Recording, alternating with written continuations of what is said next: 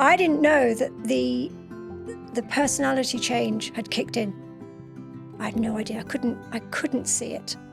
Everybody else, I think, probably thought I was completely bonkers. What was life like when you were young? When I was young, I was adopted.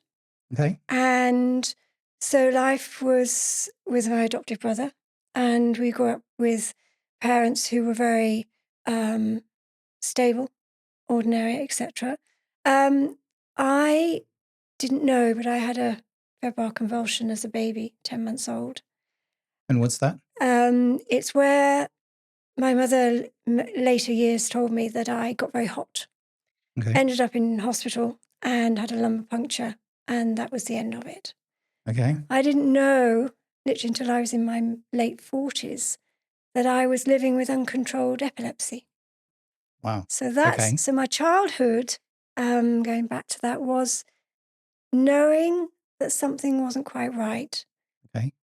And through early teens, having what I used to think were déjà vus, inverted commas, at school, and seeing a situation happen, but knowing I had to do something else.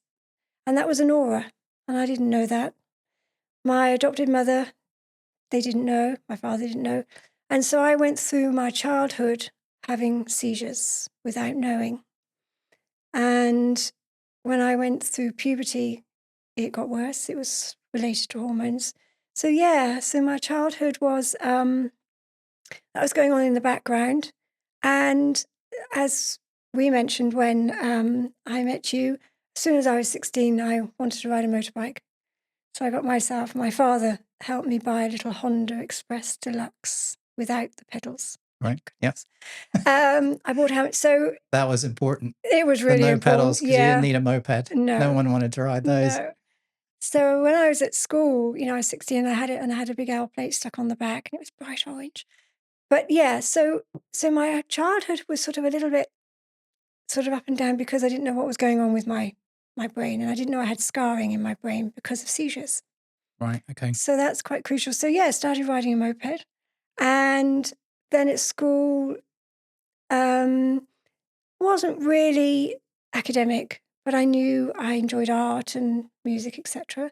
And when I was 17, I learnt to drive, but I didn't have a car, so I bought another motorbike, little Suzuki 100, the A100, blue one. And I remember then riding around with massive helmet and plastic jacket and pants just to keep dry, and thinking, what is this? But yeah, but so going through school, and then I met my husband, who I knew. He was in the area where I lived. I knew of him, and we ended up getting together because he rode a motorbike. He had a Triumph T120 with a sidecar, and so he would come into the petrol station that I used to work at on the weekends, and I'd fill up the tank. And so, yeah, I knew him, got to know him. So pretty much a simple childhood, if that makes sense. But yeah, and sort of coping with how my brain worked, I think at the time, not knowing what was going on. Yeah, so that's pretty much it. And went through high school and then went to art college after doing sort of A-levels, which I just scraped through. Yeah. Yeah, so that's it. So that's one of the things I was curious about. Had you always had the seizures? So what was that like growing up, having to deal with that as a child and a young adult? Yeah, it made me feel a little bit different. The auras that I know now are part of having epilepsy for me were, oh gosh, something, I could see it. I could see something happening, and I knew I had to do something else, but not knowing why. I found that the time of the month I would come home from school, the school would call my mother, and she would go, oh. So there was, and I didn't know what was going on, but I knew there was something that made me a little bit different, because I wouldn't always be as quick as as other students, and often I just carried along. I didn't really have any. I knew I wanted to be an artist. I knew I could draw, and put everything out. And I played a flute. My father, my adopted father, my mother bought me a flute, and I went and played in an orchestra. But I think I was probably just coasting along, if that makes sense. And the seizures, they were getting worse, but I didn't know. And it was sort of, oh, well, it's just something that's happening, a funny turn. And that is something that I used to then think when I was in adulthood and was working, that I had had a funny turn. And I used to write that in my diary, so yeah. So it was in a way, I was just living with something that steadily got worse and worse. And I just coped with and got through, if that makes sense. Yeah, with all the life and jobs and moving, etc. Yeah. And when you say they got worse, how often were they happening? Well, I think when I was a teenage, 16, 17, I knew once a month, as a woman has a period, they tied in with that, which is what I know now. So that's when I wouldn't feel right, and I would come home from school. And I think at that time, with going into puberty, and my mother was unsure of what was going on. So it was, just one of those things. So I would have to adapt when, it came to the time, which I now know is a time to be more aware of the hormone fluctuating and Right. then having a seizure. Yeah. Um, so yeah, and I think I just sort of lived with it, and I would take risks that I didn't know were risks. And that began, I met my husband and we got married. And by then I was riding bigger motorbikes. I had an ER 500, the Yamaha 500. Nice. And yeah, it was cool. And then he had lots of motorbikes, but I think it was a CB 600, a trail bike. And I remember when we were going out with each other, we took off and went down to the coast in Dorset. Right. And then the kickstart lever came off. So he was quite wild and quite sort of capable. And so he sort of wedged it on, and then we carried on going. So I just went along with things. And it wasn't until we then got married, and then we had our daughter, and the climate, society was changing. We had a recession. We'd bought a house together. So again, during that time, I knew I was having something. Something would happen, but I would just live with it. And we almost lost our home when the recession happened in 89, 90. Had a new daughter. And my husband grew up in Zambia as a boy, and his parents were expats. And he said, "We're going to South Africa." I was Right. like, "Okay." And just like that, he was a builder. And, there was a time where he couldn't find work, and it was getting pretty tight. So we managed to sell the house for what we bought it for, Wow. and all the Okay. renovations, That was etc. good then. Yeah. We had a tin on top of the cupboard, and we had £1,500 in it. And he said, "I'm going." And in Right. July 1990, he went. And it was the time when apartheid was finishing, and Nelson Mandela came into power. Well, didn't come into power then. So he left, and I had a baby, and I just went along with it. So he left you He here. left me in England, yeah. Right. I went back to live with my parents for 6 weeks. And I remember that was the day there were no mobile phones. There was just a landline. Right. And he would call, and I remember my father saying to him on the phone, "If you don't stop telling my daughter she's got to get over there, she won't come." I then left 6 weeks after with a newborn baby. My parents took me to the airport. I was 24. And I can actually remember being dressed in a summer dress and having my daughter on my hip with my bag saying, come on, we're going to see Daddy now. No idea where I was going. Right. Couldn't make it up. And my parents sort of just waved off. And then, so for the next how many years, that's when the seizures were happening because Right. life was really stressful. Starting again with nothing, moving in with friends of my husband's parents because his parents died young, so he was on his own. But that was the connection. And then we bought a motorbike. Of course. I think it was a Suzuki 550, and it was a very battered old thing. So he started working for a building company, a big building company called Concord Holdings, literally the last minute before we were going to come home because he couldn't find a job. He got a job. We had this motorbike, so I'd work a day shift. I'd go on the motorbike and work a day shift. And we had a lady that used to look after Charlotte. And then he would come home and I'd go again in the evening on a night shift, riding a motorbike. It seemed crazy behavior, but that's just what we were doing to start off.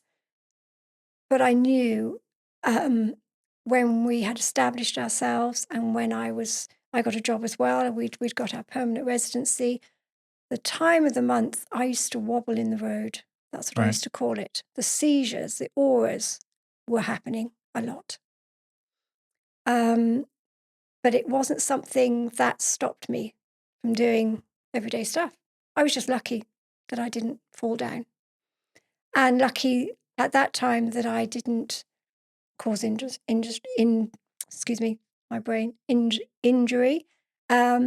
And it's only when I was diagnosed officially, I could have killed somebody over the years and I could have killed myself.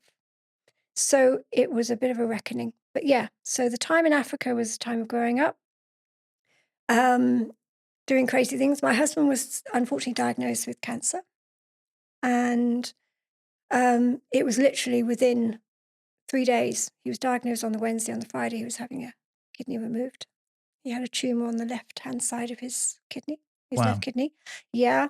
And up until then, he was working so hard. We were working hard. Were you still in Africa then, or We were were in you? Africa, yeah. We were Okay. in South Africa, in Joburg. And he used to complain that he had a sore back. So, and again, the job, we were very successful then. He had a great bunch of guys that used to work with him. I had a really good job working for a high-end boutique retail. I was an illustrator. I'd come out of art college and gone to Africa saying I'm an illustrator and went for an interview with Simba Crisps, which is a bit like Walker's Crisps, and they said they're no use to us because you can't use a computer. No, I mean 1990, 94. Again, we had apartheid, we had the elections, and life was really good. Life was getting good. And then my husband had cancer in 95. 96, he said, we're going home. And I'd met, because I was adopted, I knew my mother. I'd met my mother when I was 18, and her brother was living in South Africa. So my uncle, Frank, and his wife were sort of my family. Mm. And I remember my Uncle Frankie saying to me, let him go on his own. Let him go back to England if he wants to do that. I said, I can't. So we packed up in the November 1996 and we came back to England. We didn't want to come back. And I've got 30 years of diaries. Wow. 96, which is when I wrote a diary every day, till now. And snippets in those diaries of, oh my gosh, what we're going to do. We had bought a plot of land to build a house, and then all of a sudden we were coming back. So, yeah. And I think then life got tricky. Life got stressful. We came back to England, and I remember saying to him, if you're going to make us go back to the UK, I want somewhere nice to live. Because we'd go back to where both of us lived before, where he was born and where my parents were. I said, I want a Citroen car. And I said, you've got to get a good job. So he made arrangements and got a job. We went back and stayed with my parents and then found a house to rent. And we got a Citroen car. We got a Citroen BX, which was a heap of junk, actually. And he went Yeah. straight to work. He came back. We landed. We had a really precarious route home. And my father just said, are you sure you're coming home? I said, yeah, we're home. Got rid of everything. And so that was another start of another life. Yeah. And we had 2 really good years. We were gonna buy a house. I got a job, for a big finance company where I was commuting.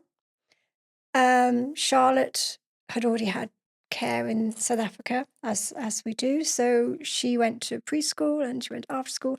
Bless her, she was only 6, and those 2 years was when I was seriously having seizures Right. and started to think, actually, the chaos was happening, and, So had you been diagnosed at all? nope, And so you just didn't go to the doctor, you just no, thought this is just no, how I am yeah, and that was it. I thought it was just life because Right. our lives, when meeting my husband and all of the things we did, we just did, it was just the next thing we did. And it literally was then in 1998, my husband was diagnosed as terminal Right. cancer, had come back. And I remember he came to me at work on a motorbike. There you go, he bought himself a Triumph. He bought the first Triumph Sprint that came out. Okay. Yeah. And I don't know whether he knew, but he came to me and said, the doctors have called me back. I went, okay. Because in South Africa, the care was incredible. We had to pay for it. We had medical aid. In the UK, it wasn't like that. So we had to fight for him to get a scan. Anyway, they said they wanted to see him. And honestly, I think now I have this phrase where you couldn't make it up. We went to the hospital and the oncologist sat us down and said, it's spread to your lungs.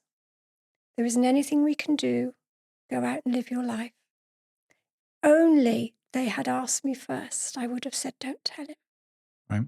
He'd bought this big motorbike and he quit his job as a foreman, as a building company, and wanted to become a dispatch rider. Right. So for maybe, he died in 2002, but from 1998, 99, my father died, a bit tricky. 2002, he just rode the bike as if he wanted to just kill himself. In and out of London. He worked for Pony Dispatch. Yeah. He'd go to Scotland carrying bloods. So my situation with epilepsy, I was having seizures at work. I would end up going into the quiet room. I wasn't sure what was going on, but it just wasn't on the radar. And then he died. And then I continued on my bonkers journey of not knowing what I was doing. Mm. My daughter was suffering because she'd lost her father. She was only 13. And then I thought, um, as I had family in the States, we used to send Charlotte on her own with Virgin Atlantic Airways as an unaccompanied minor. And I remember when I sent her over to Orlando, she was 15, and I thought, where could I go? And I applied. Not then, but a year later, because my daughter she was going through some problems. She was angry. She was trying to grieve. I didn't know how to help her. She was going through some very tough times. So at that stage, wasn't sure what I was doing. Numbness. And I said, you either go in the army or you go and pack bags in Tesco's. Because she didn't want to finish her A-levels. She didn't want to go to Right. university. Or whatever she said. So we literally went to Hereford Army Careers Office, and I said, I'll buy you an outfit. I was still working full time, still working in finance. And within 6 weeks, my daughter was going into the army. Right. Not a decision now that I was very proud of, but at the time, I think I didn't know what to do, and I didn't know what to do with myself. And at the same time, I applied as cabin crew for Virgin Atlantic Airways. So I was 37, 2 years after my husband died. And I remember driving to Reading and thinking, okay, I've got to go to Crawley for an interview, for a day interview. I just thought, what am I doing? And I went for this interview and I knew I was going to get the job. It's bizarre. I Mm. just went there and it was like being on the X Factor. We had to, there was a role play in the morning. There were 12 of us. And then it was lunchtime and 6 of us. They said, 6 of you. And then there was a pause. And they said, I'll stay. And I was one of the 6. And at the end of the day, they said, why do you want to work for Virgin Atlantic Airways? I said, well, my daughter's flown with you. And they said, would you want to work for anybody else? I went, no. I drove home thinking, what have you done? Honestly, because I got the job. They said, welcome to Virgin Atlantic Airways. Brilliant. So then my daughter went for her training, Army basic training, 14 weeks. I wasn't allowed to take her. She went with a warrant, a train warrant. She came home 7 weeks later. I then was in my training as cabin crew at Crawley at the office. So I stayed with my brother who lived in Brighton. And first of all, I went in the car on a Monday morning. I left my daughter on her own at home because she was getting ready to go for her training. So she wasn't quite 17. And I would come back on a Friday. And one of the crazy things was that my brother lived in an area of Brighton where parking was really bad. I realise now there must have been some serious problems with my epilepsy at the time, because I would one day go out and think, where's my car? Somebody's stolen my car, because I was getting confused. And so then I came home and I had a motorbike. I had a CB Honda 600. Right. I then rode on a Monday morning to Crawley, did my training, went back to my brother's, stayed there all week and rode home on a Friday night. That's where I was saying I was causing myself some issues, but not knowing. 6 weeks training, it was tough. Charlotte then was in her basic training in the Army at Purbright. I got my wings and waited from the April till the July to have my first flight. We were all excited. I went to New York. That's when my daughter went into the Army. She passed out. And I was so proud of her. She was a combat medic. So there was a situation where I was flying. She would come with me if she could. She passed out and went into her medical training as a trauma medic at Keogh.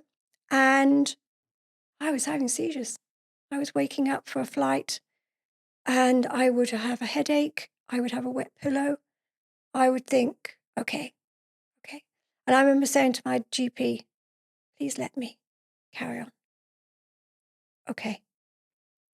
So did you know at this point? No. So they still hadn't done any testing or any... So, nothing. And did the airline know? No.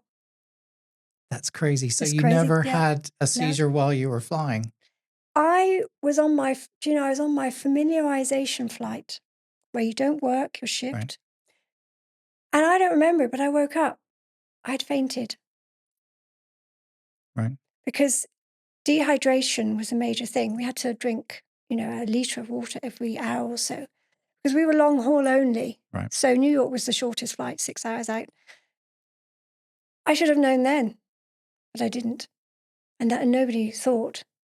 So I carried on for the next year and had to wake up at 3:30 to do a Barbados. So I'd have to get up and go at 4:30. I'd have to drive to Heathrow. I'd have to get the Heathrow bus to Gatwick, So I was a ticking time bomb. For me, that's like the most unbelievable bit. Is it you were just kind of like, well, that's just how it is. So I'll just carry on.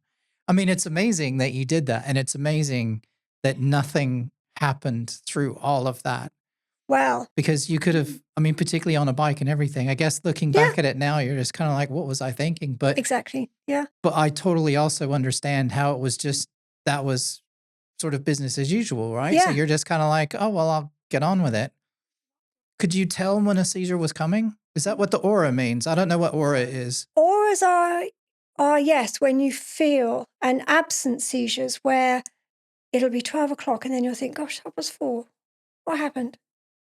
Time would go. Right. Now, my seizures when I was flying, because for example, I would get down with, and I loved the job. I loved it so much.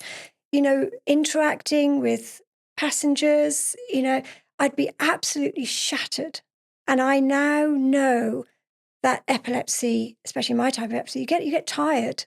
That causes extra warnings for having a seizure.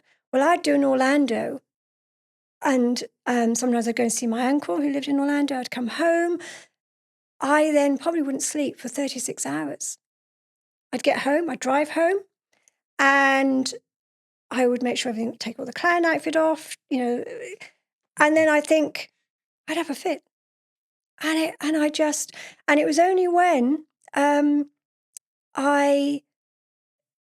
and this is quite hard to say, but I carried on, and I met somebody online, and I was still flying, and I commuted. They lived in France.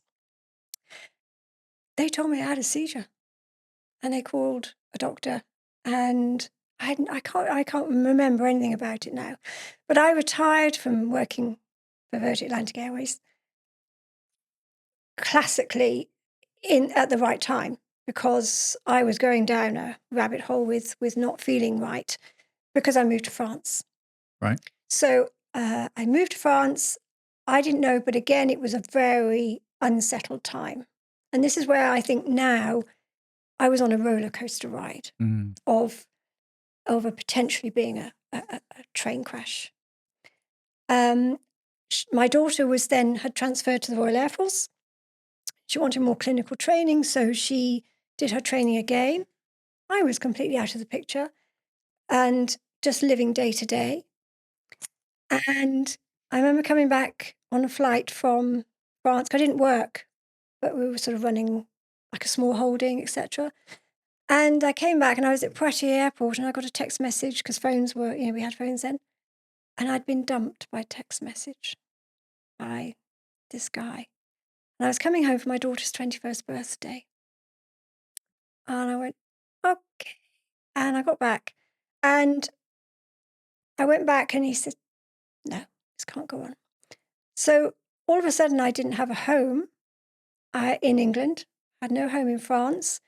And I had to go and stay with my daughter, who, part of this story is where she really is the most important factor, because I came back to England, had to live on a military base at RAF Brize Norton with my daughter.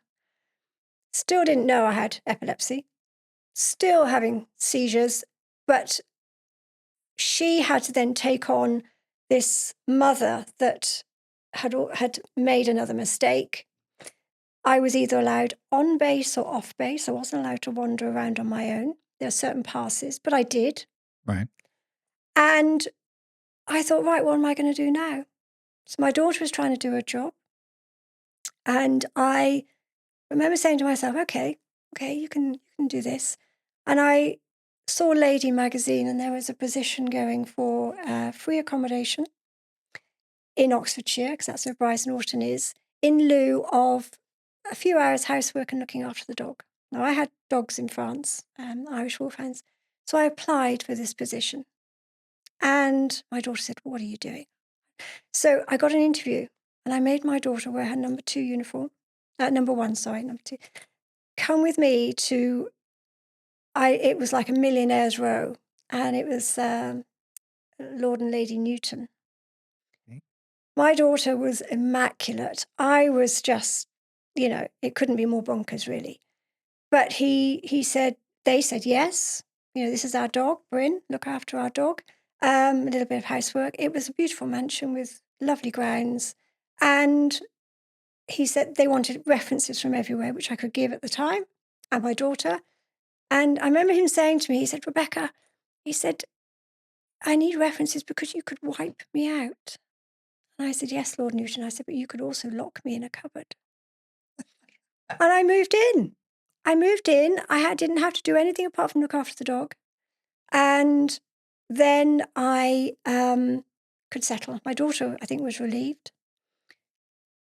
This time is actually very important, because I then began to live another life. I took the dog for a walk. I was going out and about.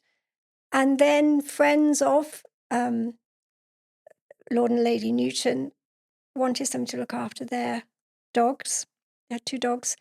He was big in IT. He had a red Ferrari with, I think, red 67. But it didn't matter. But I went there to house sit. It was a Hoff house made of glass. Oh, The right. reason I Nice. mention it, Yeah. I went there. I woke up in hospital. For Right. some reason, and this is where my daughter is very important. She has this sixth sense. She came to see me. She was at Bryce. She came to see me. I was having multiple seizures, awake seizures for the first time. She Right. called 999, and I woke up in the hospital in Oxford at the John Radcliffe. Right. That's when my life changed. And I was 46 years of age. And before we go to the next step, which is the surgery and everything that came after that, I assume, Yeah. what do people not know about living with seizures? It's that's a really good question, because looking at a person, you'll think they're a little bit slow, or I would get very tired. I would sometimes forget things. At that time, I didn't know that my scarring had already damaged my brain, so my memory wasn't very good. And I think nobody knows, you can't see it. And so it's, you know, I now carry a card with me that says I have epilepsy, so, just to let me recover, etc. And this is where my daughter was fantastic, because she just seemed to know what to do. Um, we look at as normal as anybody else, and yet there'll be times when it'll be, "Are you okay?" Well, and it's that appearance where you'll not be quite right. And that's when, and there are different types of epilepsy. I didn't know I have temporal lobe epilepsy. So yeah, we can just, and it can be, it's a hidden disability, I think. And epilepsy probably hasn't really been brought into the forefront like it is now. It's incredible now. And I think that was something, which is where I am now. It's taken me 11 years to deal with my situation and living Mm, with epilepsy. Because I still live with epilepsy, even though I've had brain surgery. of course. Yeah. Mm. That's incredible that it took that long for someone to actually figure out and diagnose properly what it was that was happening. So then you what were the options? What did they say to you at that point? Did somebody say, "Okay, this is getting out of hand and you really need to do something and we have some options," or was Yeah. it still a long time before that happened, or what happened next? It was quite quick. I went into hospital. I say my daughter just knew, and then they scanned. I had a brain scan, and that's when they picked up the scarring on the right-hand side of my brain from having seizures all the way through my life. They then said, "We will be able to give you some tests now. We'll do MRI, we'll do a CT scan, we'll do a PET scan to see if I was a candidate for brain surgery Right. to remove the scarring." Because by that time they had put me on epilepsy medication. And those 2 years, the first year, I was a zombie. The medication was really heavy. I was living not too far away from my daughter.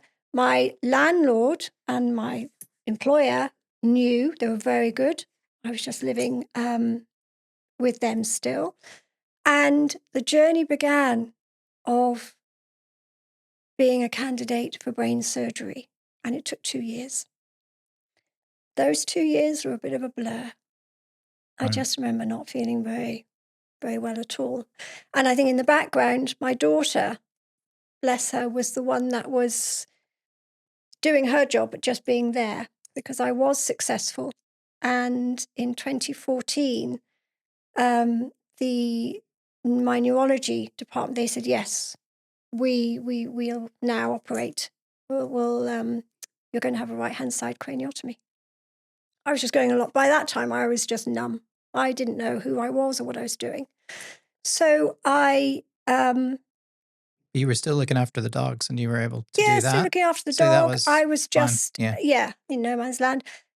However, during that time, because I knew I was going to have brain surgery, that's when my most, um, I won't say ridiculous decisions, but I thought, okay, I'm going to have brain surgery. I might not live having brain surgery.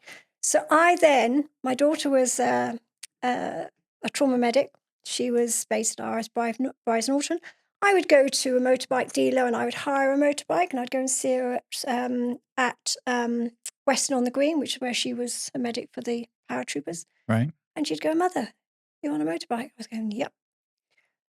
I would do the most crazy things because I thought, I'm going to have brain surgery. Probably shouldn't have been doing it, but I was doing it. I went to Thailand. My daughter said, "Mum, do you want to come for Sunday lunch?" I went, "No, darling." She went, "Why?" I said, "I'm going to Thailand on Friday." I'm not joking. I went. Met my friends in Bangkok who were on a gap holiday. So I was doing things recklessly, and up until the day, 2 days before, actually, my daughter and I went to the hairdresser. I had my hair shaved off, and she took me in for my surgery. And I remember the night before, and I think she took a picture, and I just thought, this is it. So I'd gone to Thailand, I'd ridden motorbikes, I did a parachute jump.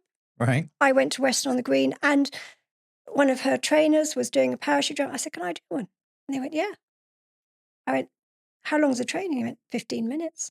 My daughter must have been going, "What the hell is this?" Because I did that parachute jump. So was that you making peace with That was me thinking that thinking, you might not come out of yeah, this? I might not survive this, and not really knowing or understanding what I was doing and what was going to happen. Signed all the paperwork. Yeah. And did they tell you that you might have Yeah, random side effects? they didn't know the side effects. And meeting my surgeon, who, funny enough, I saw him the day of my surgery in the morning. He came past me in push-bike lycra. He couldn't have been more laid back. And I thought, Right. he is going to operate on me. Oh, my God. And, Was that good or bad? I just looked at him and thought, well, he is so laid back. Extraordinary. That's what I would want. Do you know? I would want the guy that's Yeah. completely casual and like, this is no big deal. I'm just going to show up and Yeah, do my thing. yeah. And then I've got a golf Yeah. appointment later this afternoon. Do you know, he was, and I remember saying to him, because some of the things I forgot, but I said to him, he said, "This is what we're going to do." And I said, "Well, I'd like an IQ of 136, and I don't want to speak Russian. I don't speak Russian." Right.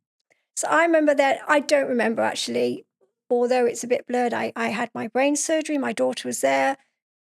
We called my mother to come. I don't think she knew what was going on, to be honest. But my daughter was, the rock, because I had my brain surgery and the recovery was slow.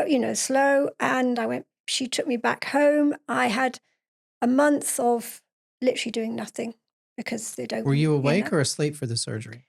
I was asleep, but they do wake a patient up. They woke me up halfway through to see if I Right. could talk, etc. I don't remember anything of it. And because I had a right-hand side, I was on my side. And the surgery was 8 hours. Right. And yeah, I don't remember much. I remember being a little bit in pain afterwards, a few days afterwards, weeks, thinking. And my daughter must have taken me home. I remember being at home, still living in the residence of my landlord, but they had a very nice coach house, so I'd moved in there. So I was paying them rent. And I remember waking up one morning and I thought, my pillow's wet, because I had stitches and they'd taken my hair away. And I called my daughter and I said, "Charlotte," I said, "Mummy's hair's a bit wet." "Okay," she said. And do you know, it was a Sunday. And she came over, she went, "Looks a bit gunky to me." But she was so matter of fact. And I do remember her calling the minor injuries unit. And then I remember we were in the car. We were going straight to the hospital. And I'd had a cerebral fluid leak. I'd got an infection that I didn't know about. Oh, no. So as an emergency, Yeah. we went back in and there was a team of surgeons. They said, I remember them saying, "We're going to operate on you tonight." And at that stage, I do remember they couldn't get a line in. So my daughter had to sort of say to them, they couldn't do it in the end. I think it was my neck or my groin. I don't know. Anyway, I then don't remember, because it was my birthday as well. I remember eating ice cream on my birthday. Right. I had the same surgery again. I had a wash Wow. flap. cut, whatever they call it. Yeah, So resection. they had to reopen They everything reopened everything.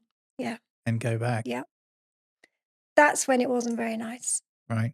And I don't know what my daughter went through. My mother wasn't there. Mm, And I remember waking up, and I think it was a few weeks before. I think I came out of hospital a bit too early. I didn't feel right. very well. And you know, my daughter in her car took me back to where I lived. And I remember sitting in the car saying, I can't go in there. She drove me to where my mother was staying on holiday in Devon, Right. just like that. I have a couple of questions, but the interesting one I think that comes to mind is that do you think that her becoming a medic was somehow related to growing up with you with seizures? Do you know, again, that couldn't be a more appropriate question because I don't know why sometimes things happen. And I know I've mentioned this before in my life where, you know, I've lost my husband. I think if there is a God, I don't know. But things I believe happen for a reason. Good things and not so good. So I do. For some reason, my daughter, and she's had a tough time, and I haven't, you know, since the next stage is when I, you know, which I would explain, she has had to and has been there and has saved me. She saved me twice. Physically, she saved me twice. Mm, You know, from you know, and I think emotionally, the journey for her as a medic has been tough. mm, Yeah. And it got tougher because I I recovered physically. I was able to walk again. I could talk again. My daughter brought me home. I was staying with my mother. And within 3 months, before 3 months, I said, well, I'm going. I didn't attend the clinical psychologist appointments. I think I went once because there was nobody to tell me or ground me because I was on my own. My daughter was serving. I took off, literally, in a car. I went down to Cornwall. Don't ask me why, but my grandparents lived in Cornwall. I went down there. I came back. There was a house for rent, and I moved everything, packed up and moved to Cornwall, to a small village called Polperro in East Cornwall, just like that. And that's when the crazy journey started. And it hasn't stopped. And it is still going. And I moved everything. I made my daughter move down. I remember seeing her at the door. She must have thought, what the hell is going on? What is this woman doing? And I lived there for the second year. So I was 3 months after surgery. The second year, I mean, I didn't work properly, haphazardly. I was on the euphoria, which is a brain surgery and brain injury thing, was extreme. Literally within weeks, I had said to my landlord, I'll make you some loose covers for your... So, yes, Rebecca. And I made them. Don't ask me how I made them. I just made right. them.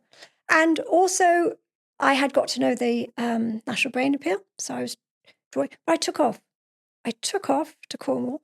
I had no plan, no script. I didn't know what I was doing. And then 2 years in 2016, I had already got so involved with the village. I made the costumes for the mock mayor.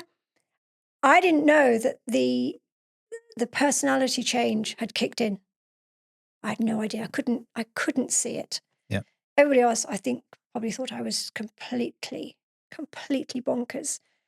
And so I got involved with that. I made these costumes. I hosted the whole Polperro Music Festival on stage because they asked me impromptu. And I thought, how can I do this? I thought, Chris Evans, copy Chris Evans. Then the depression hit. It hit me hard, so hard I thought I was going to die. So what do? I looked in a magazine for somewhere to go at Christmas. And in the magazine, there was a hotel in Scotland that wanted a front of house. I applied February the following year, 2017. I was gone. I moved, packed up everything and moved to Scotland. And literally, how bonkers is this? I bought a car halfway up. I went on the sleeper train Nice. and I stopped at Canusi and I bought a car. It was a battered old Ford KA with an MOT just about to run out. But I tell you, this euphoria, this roller coaster ride was, I was on the big roller coaster ride now. Yeah. And so I started working at this 5-star hotel. I had nowhere to live. They had a cottage that was a little bit away. I had this car and I was doing maybe 40, 50, 60 hours a week. I was taking a big risk because I was having seizures again. I was literally about to ask, were you still having seizures? Yeah, they came back. I thought when I'd had my brain surgery, I'd been fixed. And a lot of brain surgery survivors will say the same. I was so grateful. And I kept on going. And I remember one morning, I remember showing my daughter the photographs. So again, she was still at Brize Norton or Northolt. I had a bruise on my chin. I had bashed my face. And I went outside and there was a dent in the bonnet of my car. I couldn't tell you what happened. And I then thought, and I had nobody, I would speak to my neurologist at the John Radcliffe, and we have a lovely relationship, but Dr. Adcock, she was a darling, she'd say, Rebecca, where are you? I say, I'm in Scotland. Okay, she'd say, you need to come down for a checkup. And I would take the train down to London to Oxford for a checkup. I then, in the chaos, met somebody online who had a motorbike, had a Ducati Monster, came to see me, wanted me to be their princess. Within 6 months, I moved. And I went to Altrincham, Manchester, with him. I'm telling you, it was just the most chaotic time. At that time, my daughter had met her husband, and I part-owned the house. He wanted me to run his business, but I soon realized, and I think that's another point where, with all the changes, the gut instinct and the intuition kicked in. And I've never had that so much as I have now. My gut instinct was telling me something's not right here. And you're only hearing it from my side of it, but he was coercively controlling me. I was running the business for him, had a very nice sports car. But I thought, hang on a minute, something's not right. So I had to then manufacture, and I knew things weren't right with my brain. I decided I was going to get out. And I literally, in between all this madness, my mother passed away. So I went down to stay with my mother for the 6 weeks, my adopted mother. And she died. And I went back to Manchester and I thought, I've got to get out. And I could. So I literally put a pin in a map and thought, where shall I go? And I thought, well, I was born in Tunbridge. I'll go to Tunbridge. And I packed up everything and I moved down to Rovenden and started again. And it was another time of thinking, what am I going to do now? It wasn't long before the danger that I had put myself in, the relentless, impulsive, reckless decisions, which I now know after meeting other brain surgery survivors that I'm not alone. I wasn't able to hold a job down. I thought I'd work for Costa. I was working for Costa, the local Costa. I would have had the whole store reorganized. I was being so out there with all the customers saying, helping them do this, do that. The extreme behavior was really becoming a problem, but I couldn't see it. And the manager of the Costa said, She actually said to me, she said, "Be quiet. Shut up." I mean, the footfall carried on. It was amazing. But I was getting myself way out of control, but I couldn't see it. And it was then, again, a bit of a blur because I'd worked at Costa, couldn't really do that. So I quit because, again, I didn't realize that my recall memory had been damaged. So my recall wasn't good. But doing things in the moment without a script, perfect. So then the GP said, "We want to have a talk with you."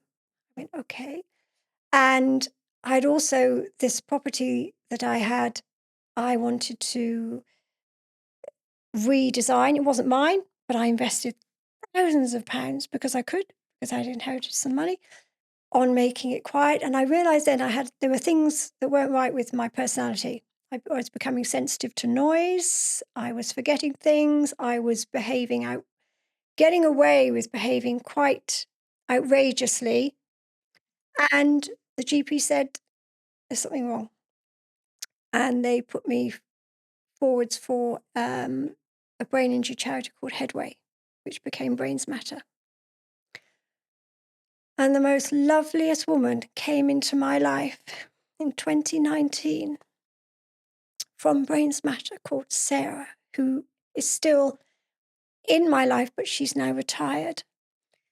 She came to see me, and she must have looked at me like she has other clients and thought, how has this woman got this far without actually killing herself? Because I was at the stage I had no money.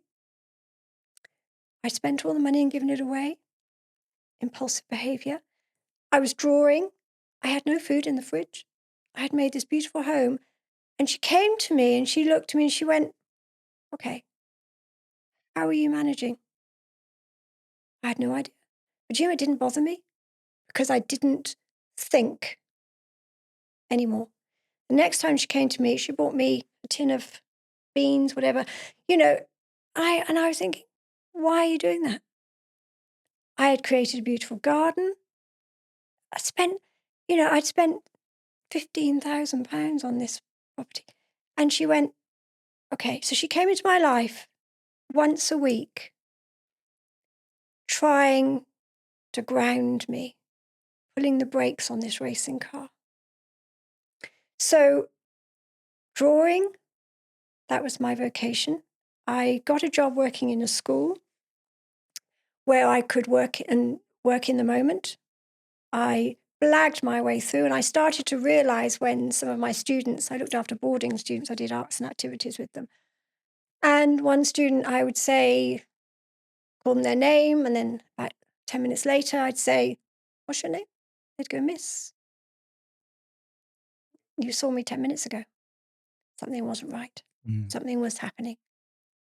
So I carried on working in that job. And then again, the restlessness came, the extraordinary impulsiveness, and I moved. I said to Sarah, "If I stay here, I'm going to die because the noise is just too much." So I knew then I had a problem with noise. I moved down to St Leonard's on Sea, just like that. She came with me. No, sorry, I'm jumping the gun. I moved to Tenterton. Very lovely barn conversion. And the agent said to me, "We haven't advertised this to you because it's on a main road." Well, that was my biggest, going from the bonfire into a flame. The noise was excruciating. That's when, again, so 2020, we got through lockdown. I was still at school through lockdown, stayed at home. 2021 is when I'm going. Went to Tenterton, and Sarah went, "What are you doing?" I took no notice of her.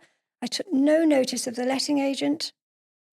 The noise almost killed me. Emotionally, I was distraught. And she said, "We've got to get you out of here." So again, I said, "I want to go by the sea." She went, "Okay." And we moved. She moved me to a flat rather than a house in an area of St Leonard's which was previously known as Crackden Street. Right. When I moved there, it was Benefit Street, 2-bedroom flat, and that was it. She moved me in. And she still then came to see me. And I moved into an area where only now, and it's only literally, I've been in my current house 2 years. 3 years ago, I met my clinical psychologist from Sussex Hospital. And he, for the first time, made me realise that I had a disability. I had a brain injury, post-brain surgery, and he began to ground me. Again, there were 2 people that came into my life, and he came into my life. Dr. Jimmy, I can't remember his surname. And he would call me once a week, and we would talk FaceTime. And he gave me sort of a motto, which I've made into a piece of art, actually. It said, stop, think, act. And I am still learning now, 11 years after having my brain surgery and all of the madness afterwards, to stop, think, and act. Because during that time living in St Leonards-on-Sea, I was able to draw. The drawing that you see behind the homeless, the area I lived in was full of loveliness and grittiness. The haves and the have-nots close together. And I don't have a filter anymore. I don't have any fear anymore. The grittiness that was on my road was extraordinary. The ambulances that would come up and down, the temporary housing, the drug gangster would turn up in a car and start bashing on people's windows, whatever. And then one night, there was screaming, shouting coming across my road.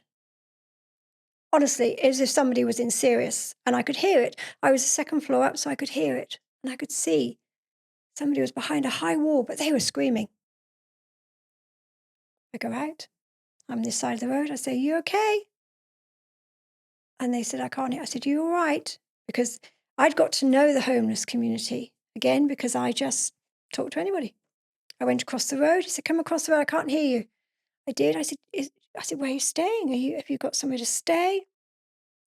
I can't remember exactly what he said, but in retrospect, a neighbour was videoing it.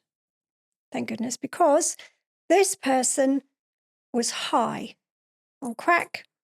I said, is there anything you want? Can I help you? Can I use your toilet? He said. I didn't think. I said, okay. So the video shows him jumping over the wall. It's a high wall. Comes into the building. And I realised then, because of this no filter, actually, might not be a good thing.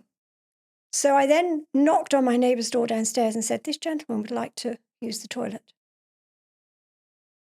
And my neighbour looked at me and went, the guy went in. That's when the guy was putting his trousers down. He was kicking off. I thought, oh, what have you done now? So I go to run upstairs to call the police. And he's there. He's come upstairs. He's behind me. And I was 2 floors up. Again, not thinking. I go for my landline. He's in. He shut the door. He's locked the door. I try to call the police. He takes the phone. And then, because he's so off his head, he's in the hallway and I'm just trying to, again, the brain injury, not having this panic, but just thinking, actually, something's happening here. He went in. I said, this is the bathroom. He had his hand down his jogging bottoms. He was playing. He then hugged me. I was like, and I remember I can see it now. I think I might be in trouble here. And he had it in a bear hug. Within seconds, my neighbour was at the door. And the guy left and what have you. I called That's the police. That's how lucky I got Mm. in It's a good thing you chaos. knocked on the door. Exactly. But again, and it wasn't until after that situation that I had to really think, hey, there's something going on in my brain. And it wasn't until because another year went past and I had to see the guy in court. He'd been in remand, and I looked at him. Do you know, I even wrote a letter to say to him it's not his fault because he was off his head on crack. I then had to start looking at myself and going, you got to stop, think, act. Mm. And Sarah, who was still with me at the time, said, you've got to get out of here. Cannot stay here any longer. And it was at that time that I had to then, again, own up, accept that I needed some help. And from there, I was advised, and with the help of Sarah, and again, I looked in Lady magazine, there was a retirement flat going in Tunbridge Wells. She said, you need to go for it. I went, okay. And so 2 years ago, we moved me to this retirement complex where I have accepted who I am. However, if this story has got a continuing, I have jumped into my most challenging environment.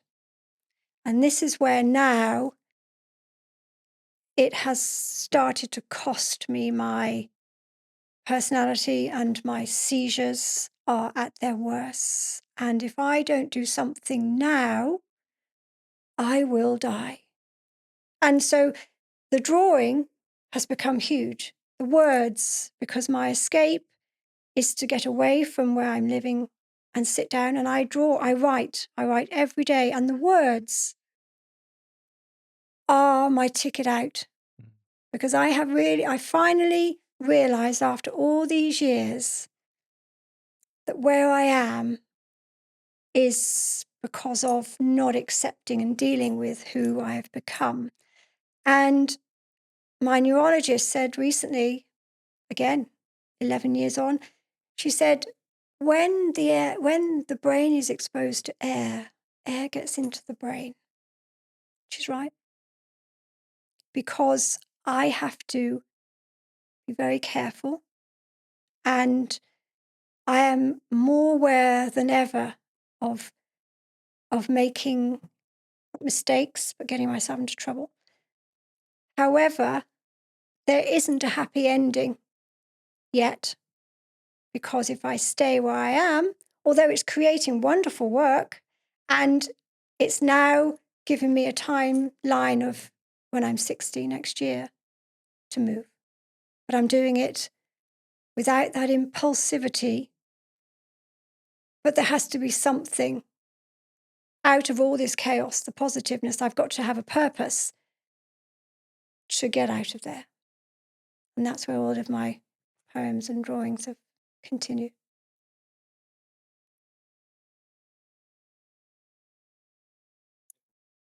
There's a title, you couldn't make it up. No, You couldn't make it up. it's crazy. How is your life different than how you thought it would be after the surgery? Oh, God. I couldn't tell you how more, it's a complete polar opposite of who I was. I met a lovely man a little while ago who was part of Brains Matter. He used to go to Brains Matter, called Simon. He was a TV presenter.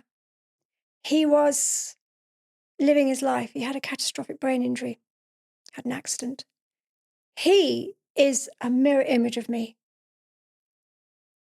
And he now lives in sheltered accommodation. And he was one of Sarah's clients. He causes chaos, or did. And I met him. He's the most outgoing, beautiful human being. But he's a train crash. He's lost everything. He had his own business, everything. And then bought art and what have you. And so when I met him, I couldn't believe, looking at him, that there was anything other than a lovely person.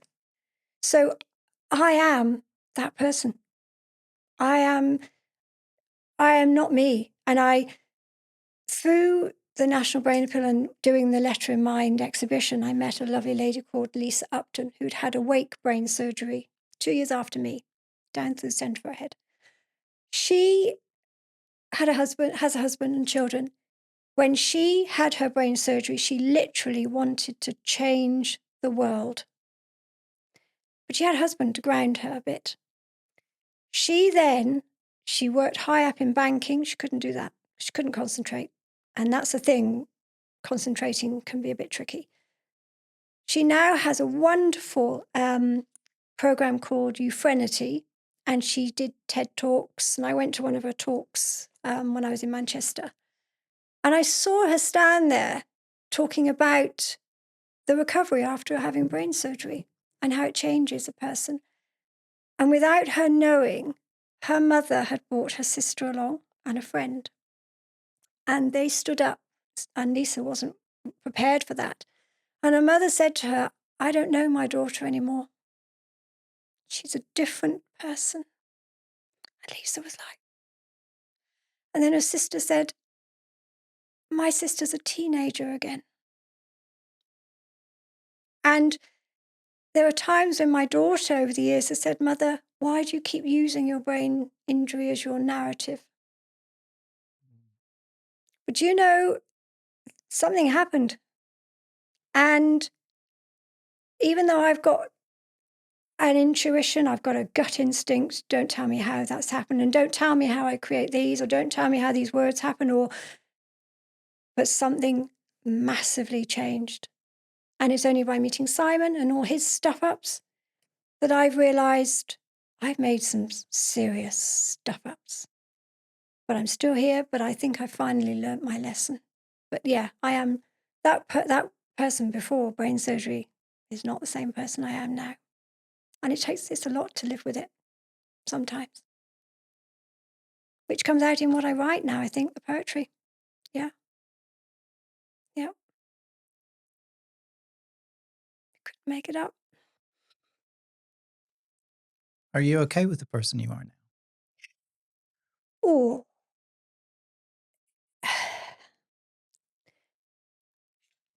Now, am I okay with the person I am now? The person I am now, or the person who isn't afraid of anything, will just knows things. Just knows and says things when they know they're right. Not as in right, but knows when, I don't know, when somebody looks spot on and puts things together. That's happened. So I like that bit of me. I like the way I like to give back.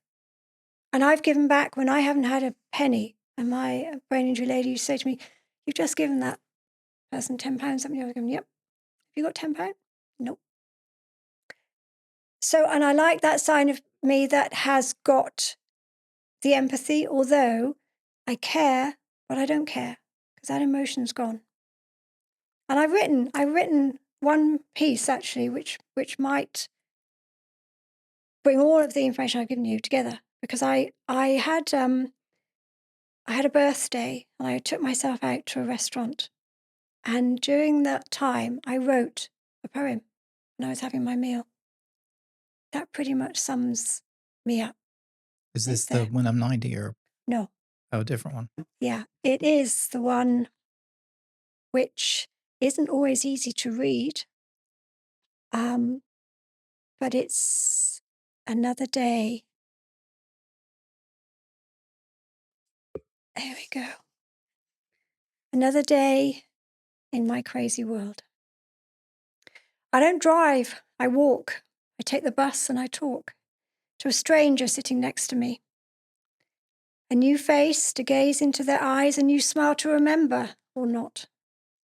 Today's a good day in my crazy new world. I'm awake and not asleep. I'm taking a trip into town to enjoy my daily cortado coffee and take myself wandering around. To sell my flute I no longer play, an impulse buy the other day, and then I'll get a bite to eat again. So many faces, so many people, so many of those that have and those that have just nothing, walking towards me, a can in a bag, smoking something dangerous, a DWP giving them a hand. And me, ?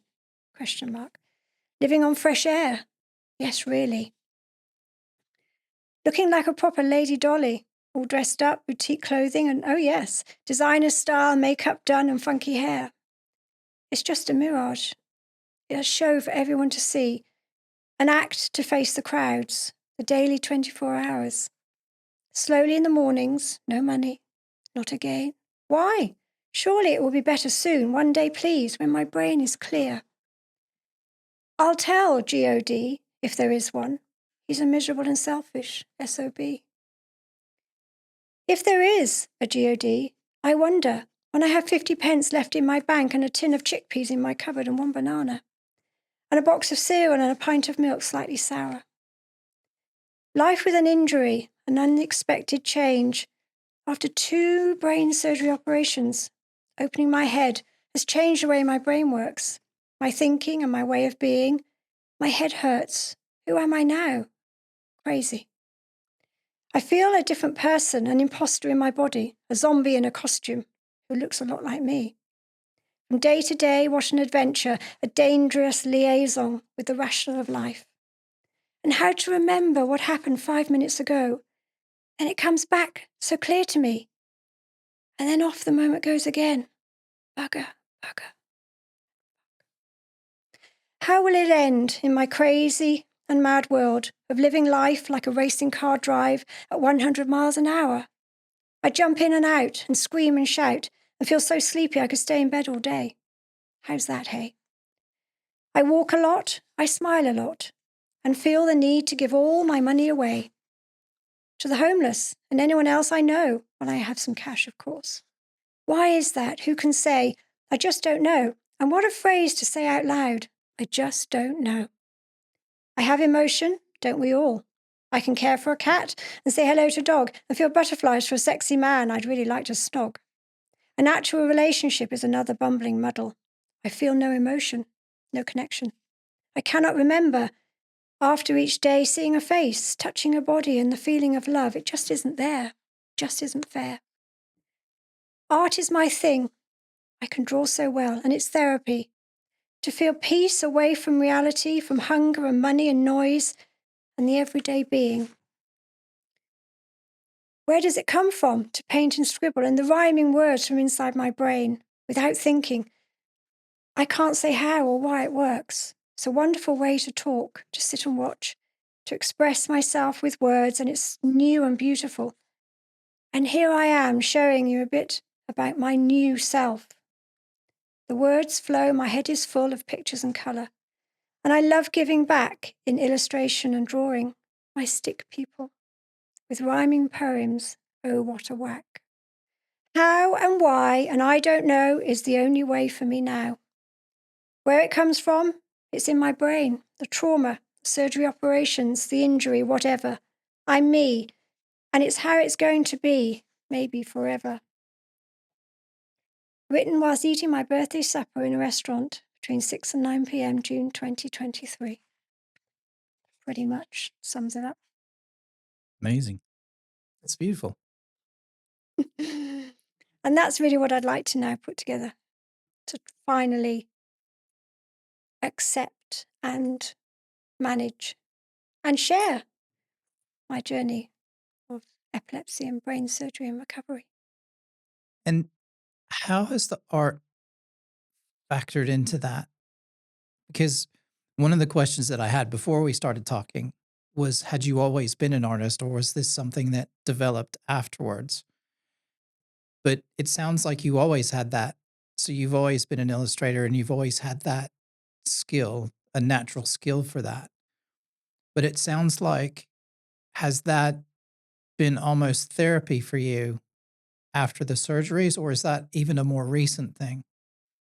You've hit that on the spot. It's been therapy for me. And I just was able to do it even more.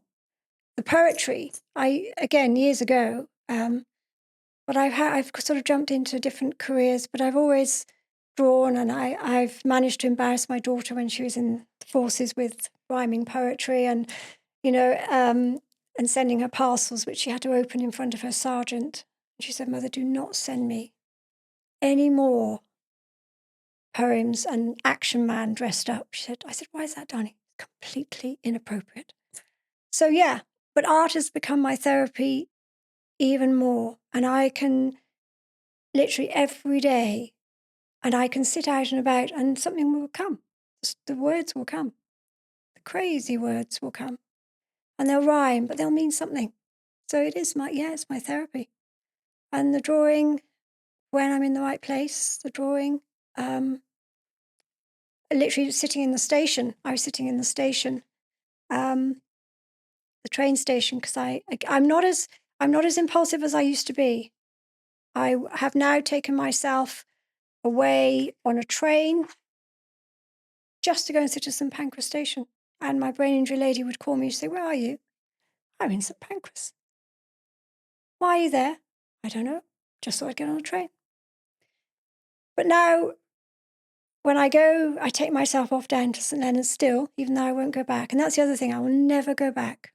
I've never gone back at all since I've had my brain surgery. So that's something I know would not be a good idea. But I was sitting at the train station and I wrote a piece saying the station. We're all waiting for our trains to take us on our journey, going out uptown and maybe into the city, and sometimes further away. We're all waiting for our trains. The new world is here. We're oblivious to the updates on the message boards above. We're never late getting out of our beds. We're all too busy looking downwards instead, distracted by our mobile phones. We're all still waiting for our trains, scrolling down and down and down, our necks bent over, no longer looking around. We don't see the station signs. We don't hear what they're saying. The information has now been updated. Fortunately, there are no trains running. Why did no one tell us? Now we are waiting for our trains and sending texts and messages. We're going to be delayed. Now, I was waiting to go to St Leonard's, and that just came out by looking at people. And is the poetry new? Is that something Yeah. that was new that kind of came afterwards? Absolutely. This is all bonkers. Yeah. I mean, I did write one. I had a bag lady I met in Oxford when I was waiting for my brain surgery, but it wasn't really a poem. It was just random words. But now the poetry has become something else. I would say it's a gift. I think drawing and poetry for me is something is one of my grateful things, because I have to remind myself that I'm still alive and I should be grateful. Yeah. I'm conscious of time a little bit. I mean, we could probably talk. I mean, I have so many questions. I don't honestly. We could talk for hours. This is it. This is how I am. Yeah. It doesn't stop. No, it's amazing. And I sat last night and I actually wrote down a whole bunch of questions. And in one way or another, you've actually answered a lot of them, which has been amazing. I do want to come back and have another conversation with you more specifically about your art and your project and everything that you want to work on. So we'll do that again at another time. But I would like to start to wrap it up a little bit. I have a couple of big questions for you. Okay. If you're ready. I'm ready. I'm just going to read it as I have it written. Okay. What would you say to the version of yourself from before all this began? Before the brain surgery? Yeah, what would you say to your... Okay, yeah. Do you know, I would say is not to take off and accept and deal with not just the physical recovery of having brain surgery, but the emotional recovery. It's taken me 11 years. The number one would be stick and have that counselling, that therapy, that recovery journey psychologically, because, yeah, it can create a monster. And I've been, on that journey. And that's really vital, actually, because I can see myself not accepting and not going to the appointments because that euphoria was so massive. I defied it, and the denial. So I would say stick. And again, stop, think, act. Yeah, definitely. Definitely stay and recover emotionally. Yeah. Would you tell your younger self to go to the doctor more? Yeah. I think would tell myself to listen and do as I'm told. Now there's a question. Oh, Nah, yeah. I mean, I've done some crazy things in my life. nah. I mean, but I think, yeah, to take that advice, because I think it's been exhausting as well for those in the medical profession to deal with something like me. And it happens to other people as well, I think, but especially for me. I think my neurologist has been quite exasperated. I've had to change when I've moved to different locations to get a continuity of support, and that hasn't always happened. And, I've been exhausting for my family. It's exhausting. So I think, yeah, that is a lesson learned. I think if I was to pass that on to my young or somebody else, which is what I hope I can do, is to just to really be careful, and yeah, and to not behave so impulsively. I can kind of empathize with you on that. We have a lot in common. I've moved around quite a lot and quite impulsively when I was younger as well. So, with that part of your story, I can absolutely empathize. Mine came from a different place, but the effect was the same. And I just had this mad desire to not have any regrets when I was older. So, if I thought I wanted to do something, I just went and did it because I'm like, well, I don't want to regret that I didn't do that, when I'm old, whatever that is. Um, Yeah. and so I did a lot of the impulsively leaving, just getting up and going, living somewhere else, staying there for a while, then just impulsively leaving that place and going somewhere else. And Right. so I had different, I think, underlying Yeah. reasons for that, but Yeah. a very similar experience. And I didn't know that about you, obviously, because we hadn't kind of got into that. So that's quite interesting. And Yeah. I can see why we're similar spirits Yeah. in a certain kind of way. Yeah.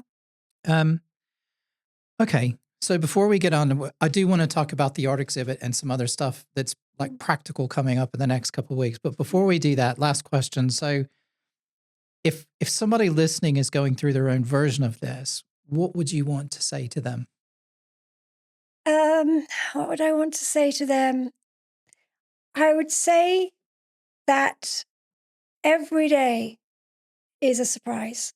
And I think that out of all the madness and the chaos, wonderful things happen too. And it's okay.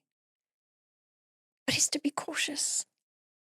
And for me, writing it down helps me put the brakes on.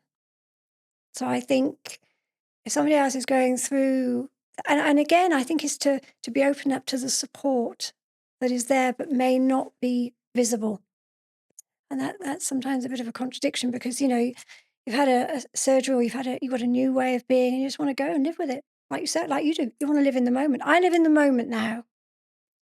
And I don't I've had regrets, but if I think I didn't do anything, that would be a regret.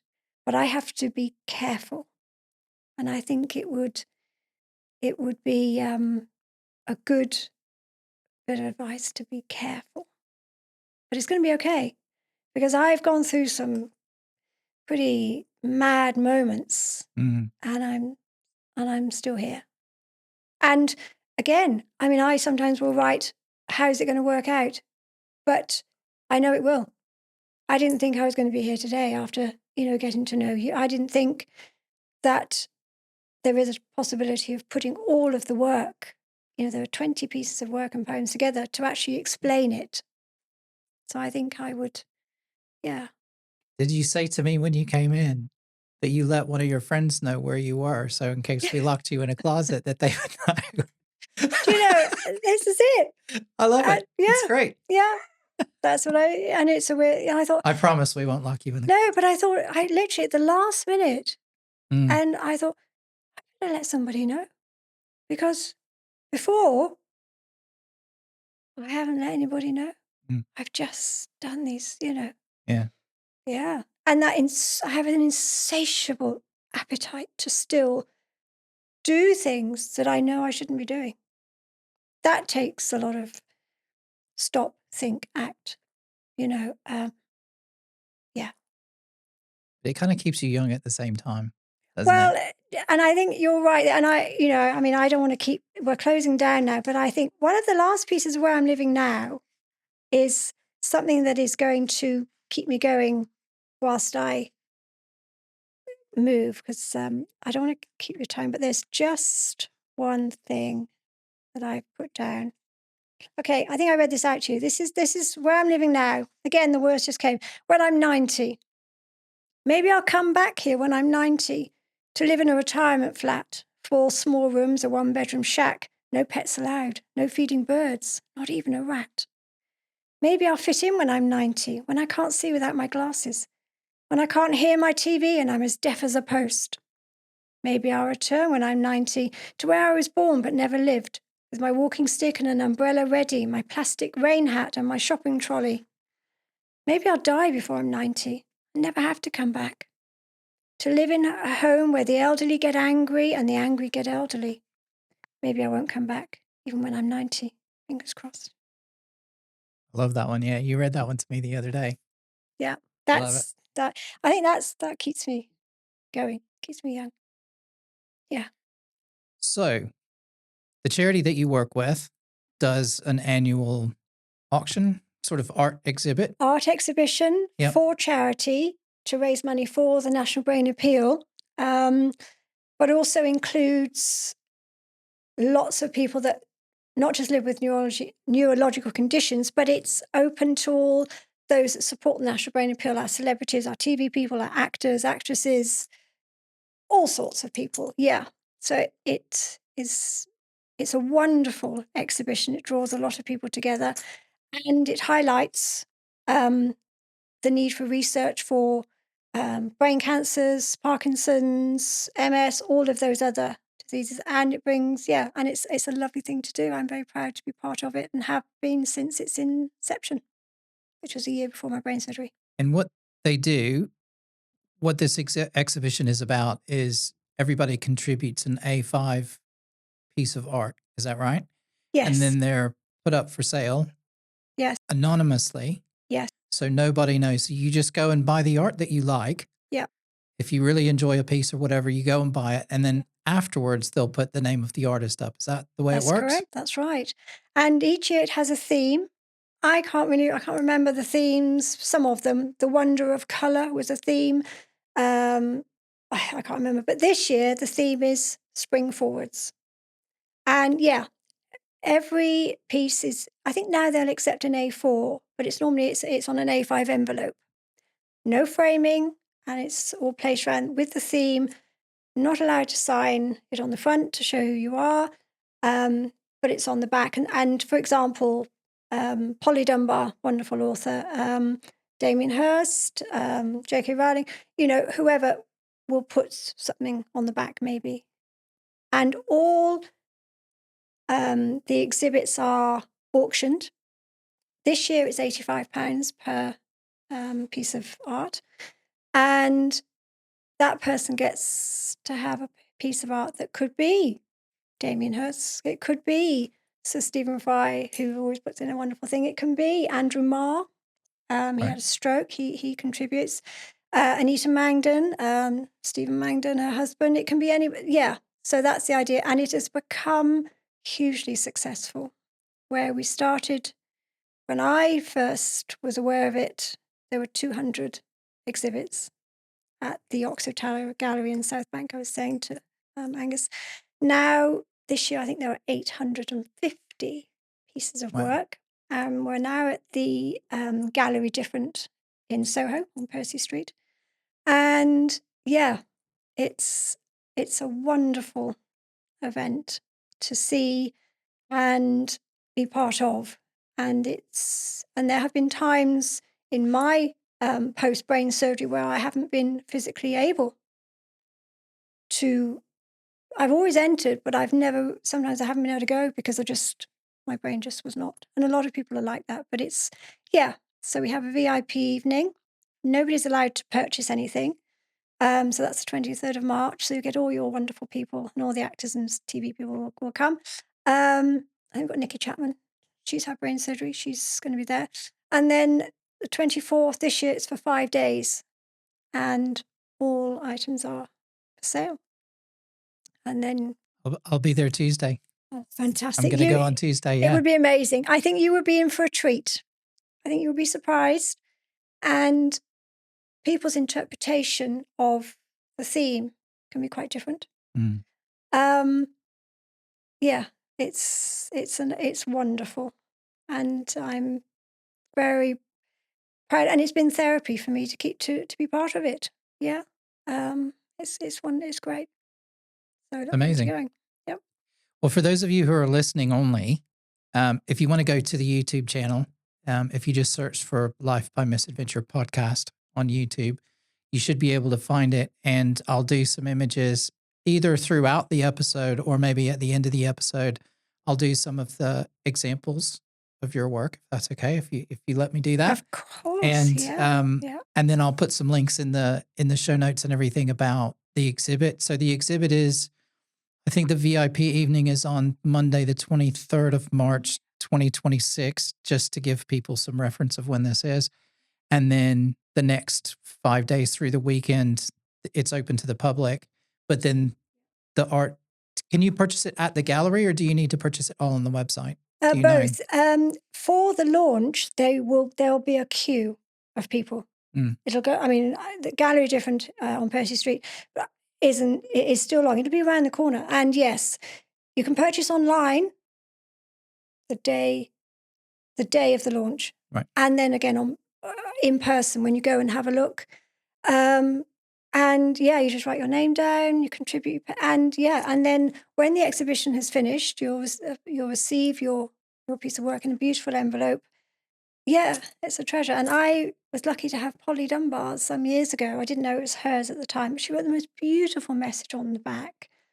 And the same with not just those that are living with a neurological condition, for example, but Andrew Marr, TV news reporter, had a stroke. Knocked him for 6. He was right-handed, and I think he had it stroke. His drawings are superb.